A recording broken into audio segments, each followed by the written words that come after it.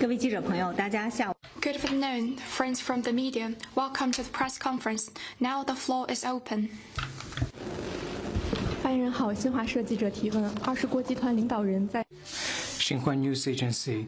Leaders of G20 attended the 20th G20 summit in Johannesburg. The summit attracted wide attention amid growing concerns on whether G20 could continue its leading role in global governance. Could you share more information on China's participation?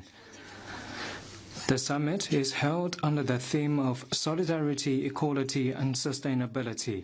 Premier Li Qiang attended and addressed the summit. He pointed out that over the past 20 years since the establishment of the G20, members of the group have worked together, tackled challenges and promoted global development and progress, and the key lies in the world's solidarity. Now the world economy faces great challenges. Unilateralism and protectionism run rampant. G20 should look for solutions and bring all parties back onto the right track of solidarity and cooperation.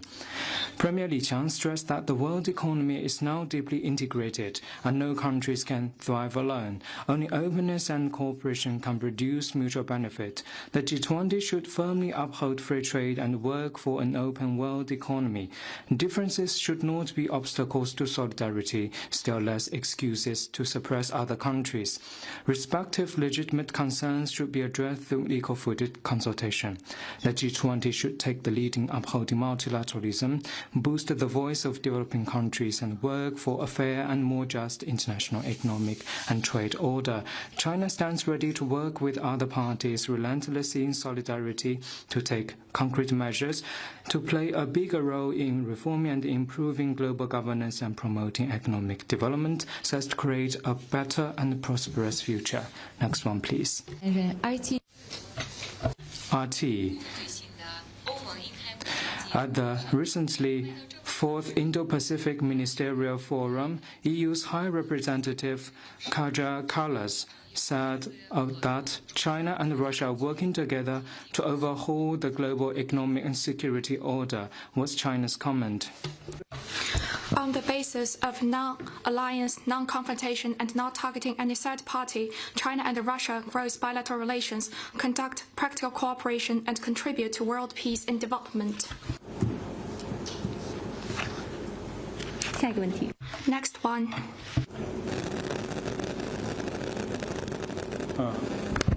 Hello, Reuters. A question.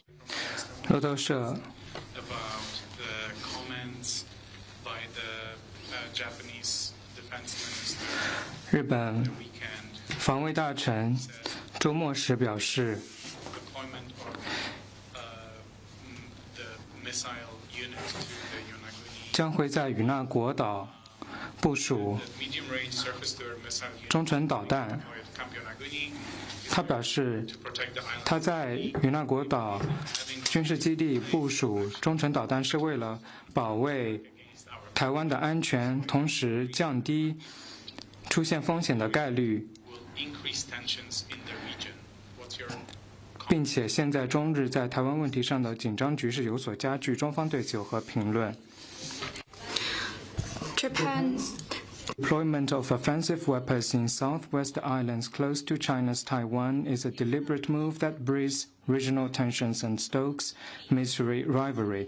Given Japanese Prime Minister Takaichi's erroneous remarks on Taiwan, this move is extremely dangerous. Neighboring countries and the world should be on high alert. The Potsdam Proclamation explicitly stipulates that Japan should not be permitted to rearm for all.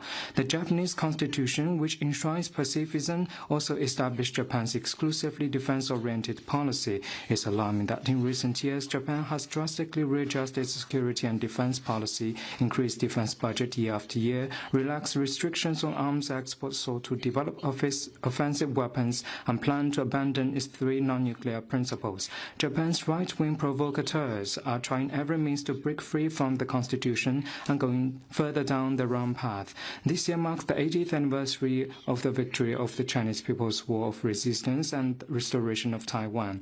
China will never allow Japan's right-wing provocateurs to turn back the wheel of history, never allow external forces to lay their hands on China's Taiwan region, and never allow the resurgence of Japan's militarism. China is resolved and capable of defending territorial sovereignty. Next one, please. 您好，中国日报提问。据报道 China Daily. The recent concluded COP30 of UNFCCC reached the Belém political package. Countries agreed to work together to accelerate climate action, consider barriers related to the role of trade, and urge developed countries' parties to increase trajectory of their collective provision of climate finance for adaptation to developing countries' parties. UN Secretary-General Antonio Guterres also issued a statement commending the progress delivered. What's your comment? COP30 of the UNFCCC was concluded in Belém, Brazil on November 22nd. After 2 weeks of strenuous negotiations, parties reached the Belém political package that is positive and balanced, it displayed parties' determination to work in solidarity and cooperation on addressing climate change amid geopolitical turbulence and provide certainty and positive energy to the implementation of the UNFCCC. It needs to be noticed that, heeding the call of developing countries, for the first time, it held a dialogue on climate change related to trade-restrictive unilateral measures within the UNFCCC measures and develop a just transition mechanism. The Chinese government attaches great importance to COP30. President Xi Jinping's special representative, member of Standing Committee of Political Bureau of CP Central Committee, and Vice Premier Ding Xuexiang delivered the Belém Climate Summit. In his speech, he put forward 3 propositions, namely, keep to the right direction, translate climate commitment into action, and deepen openness and cooperation. Setting positive note for COP30, the Chinese delegation actively played a leading role, had full and in-depth participation in negotiations and consultation on various agenda items, contributed China's ideas and plans to the multilateral rules-making on climate, and work for positive outcomes at the conference, striving for the better. An active participant, important contributor, and key leading country in global climate governance, China will work with other parties to fully implement the outcomes of COP30, advance global cooperation on addressing climate change, and jointly build a clean and beautiful world. NHK 在20国集团峰会上，高市早苗表示没有和李强总理对话，但是他表示对于和中方对话持开放态度，中方对此有个评论。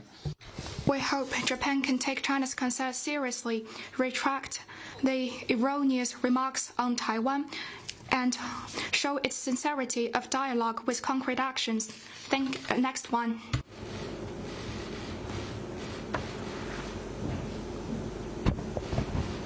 北京日报记者提问：近期越南受到多轮 Beijing Daily. Torrential rain and flooding triggered by multiple typhoons have hit Vietnam, causing casualties and loss of property. What's China's comment? Are there any Chinese casualties? Will China assist Vietnam in disaster relief? We noted that typhoons and flooding have recently caused casualties and loss of property in some parts of Vietnam. In the spirit of humanity and friendship with the Vietnamese people, China will provide Vietnam with assistance in cash. We believe under the leadership of the Vietnamese party and government, those affected will recover from the disaster and rebuild their homes. From what we have learned, there has been no Chinese casualties so far. Next one, please.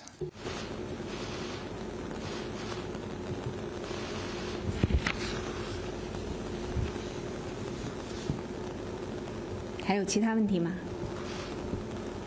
Any more questions? Thank you. Another question from NHK. NHK 据日媒昨天报道，中方拒绝了日本提议在明年1月召开中日韩首脑会议的提议，中方对此有何评论？ The 3 parties have not yet reached any consensus on the scheduled time of the meeting. Recently, Japanese leader uttered erroneous remarks on Taiwan question, poison the basis and atmosphere of China-Japan ROK cooperation, so the condition for the meeting is not ready yet.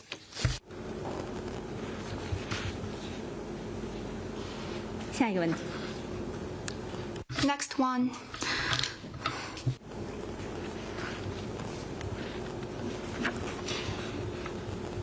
还有其他问题吗？新闻发言人、总台中国之声记者提问：据报道，针对中方就日本首相高市早苗涉台错误言论致函联合国秘书长，It is reported that China is sending a letter to UN Secretary General on Japanese Prime Minister's erroneous remarks on Taiwan. The Japanese government spokesperson said to a reporter on the sidelines of G20 that China's claim that Prime Minister had altered Japan's position on the Taiwan crisis is entirely baseless. The spokesperson said Japan had repeatedly explained to the Chinese side the gist of the remarks and Japan's consistent position. What's your comment? China has made its serious position clear several times on Japanese Prime Minister's erroneous remarks on Taiwan. The remarks seriously violate the spirit of the full political document between China and Japan and caused fundamental challenge to the political foundation of China-Japan relations. We've noted the Japanese side reference to Japan's consistent position on the Taiwan question, but what exactly do they mean by the so-called consistent position? Can Japan articulate this consistent position in its entirety to the public? If Japan merely keeps repeating that its position has not changed without specifying what the position is, and meanwhile keeps crossing the line, then this kind of repetition means nothing but empty words and simply fudges and hollows out the One China principle. The One China principle is an unshakable prevailing consensus in the international community. If there has truly been no change to the Japanese government's position on the question, Japan should unequivocally uphold the One China principle and abide by the spirit of the full political document between the two countries and honor the commitments Japan has made, including what has been stated in the Sino-Japanese joint statement that the government of Japan recognizes the government of the PRC as the sole legal government of China, and the government of the PRC reiterates that Taiwan is an inalienable part of the territory of the People's Republic of China. The government of Japan fully understands and respects the stand of the government of the PRC, and it firmly maintains its stand on the Article 8 of the Potsdam Proclamation. Why can't Japan fully and accurately reiterate this position? China urges Japan to take seriously what it has been heard from China, do seriously soul-searching and correct its wrongdoing, act to honor its commitment to China, and stop pursuing the misguided course, still less say one thing but do another. 下一个问题。 Next one, please. 还有其他问题吗？ Any other questions? This is the end of today's press conference. Thank you.